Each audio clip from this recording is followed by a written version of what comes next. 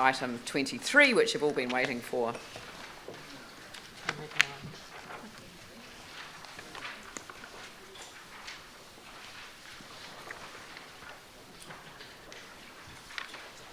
Oh yes, Chief Executive's report, item deferred.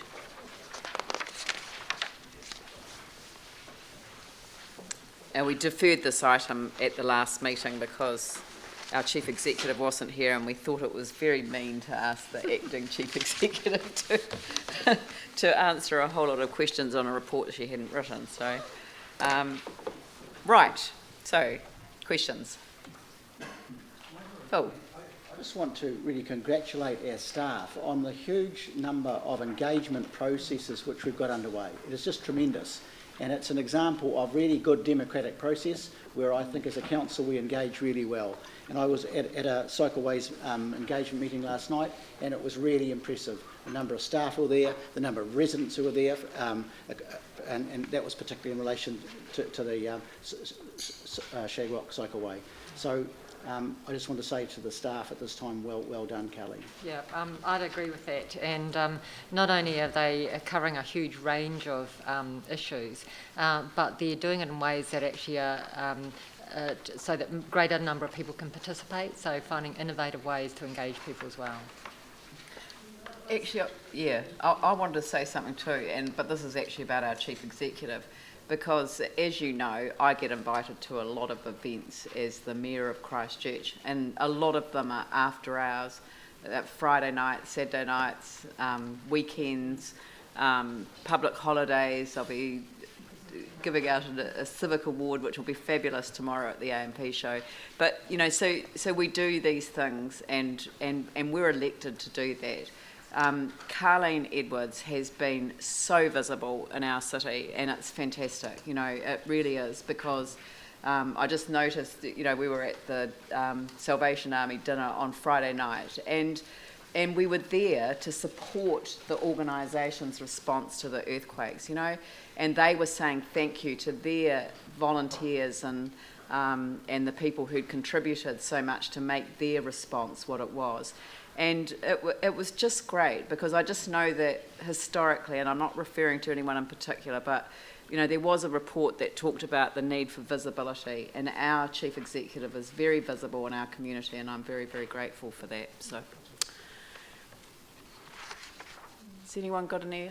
Well, just following on from Phil, I mean, last night I attended the Cycleway drop-in session in Edgeware, which was really chocker, and half a dozen staff there at least, and handled the people really, really well. And I know there was another one at Spencerville at 8 o'clock on Roding, so they are getting out there and doing extraordinary hours, and I just support what you say, Phil.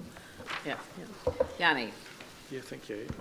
I just wondered how we're progressing the regional levy for our facilities, and whether there's any kind of work program around that.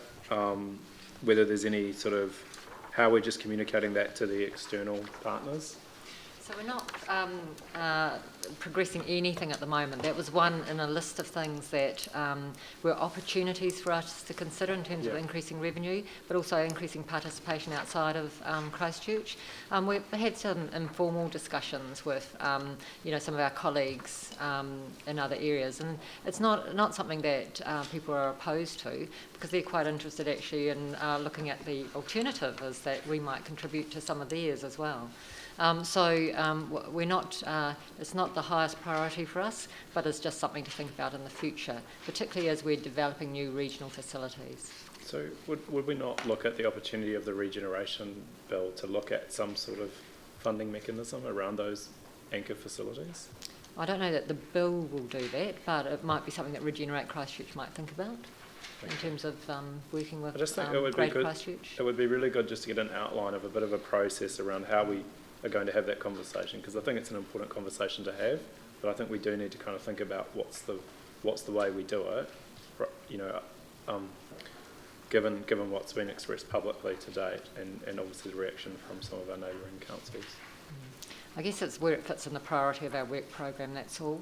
And in terms of there are a number of more urgent things for us to address. We have a number of facilities in the city that really do belong to the greater Christchurch area.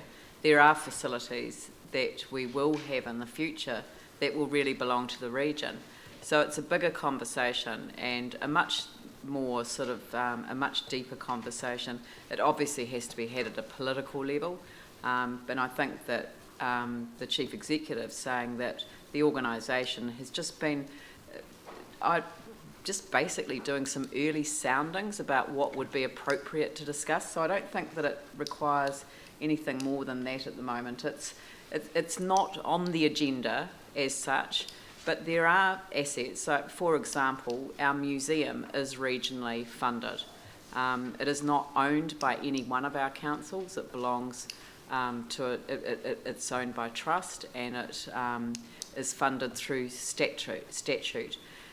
The idea of a statute for regional facilities, there have been regional facilities in other areas. Motat in Auckland, I think, is a regional facility.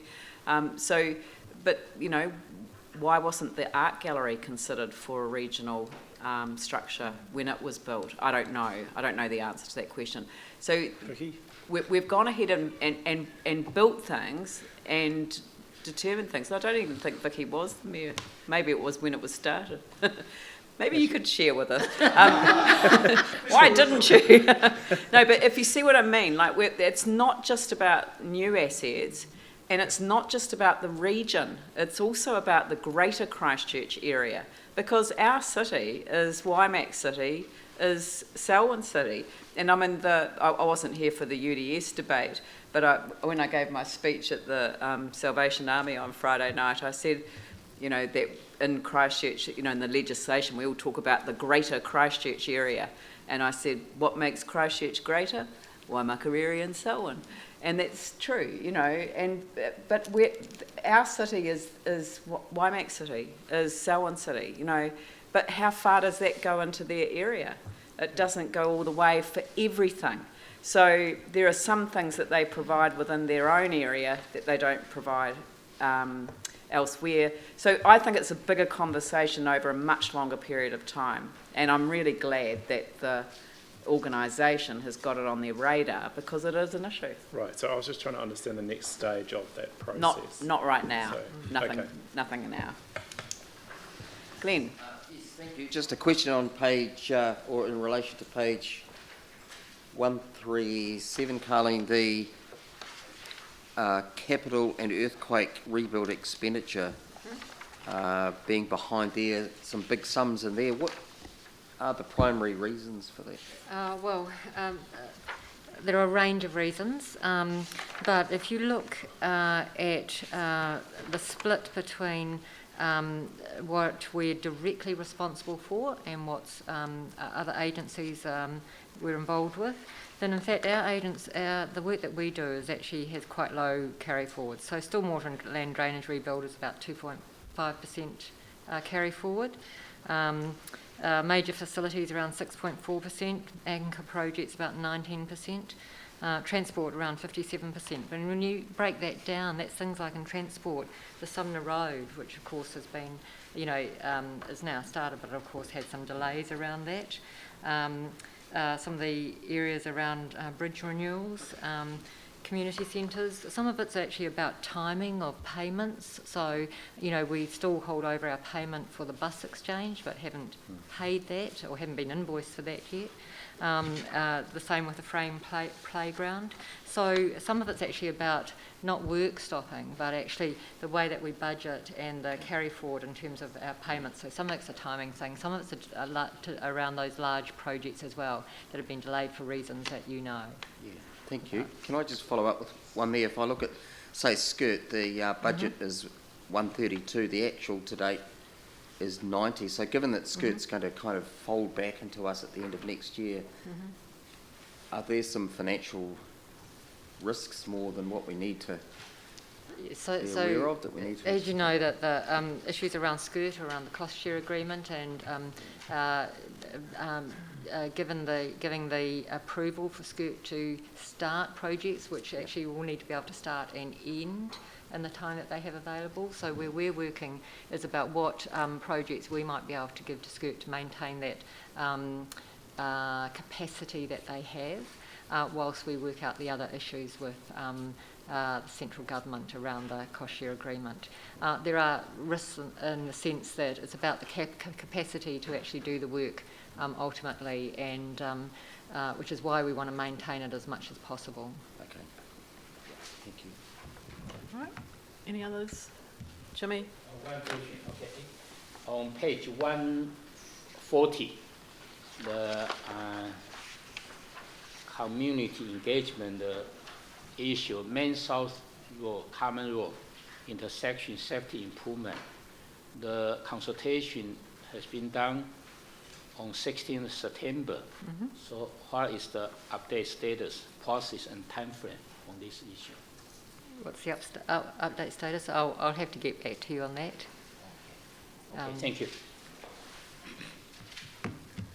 Any other questions? Would someone like to move that the council receive the report? Tim, seconded Phil. I'll put that motion. All those in favour say aye. Those opposed say no. That's carried. I think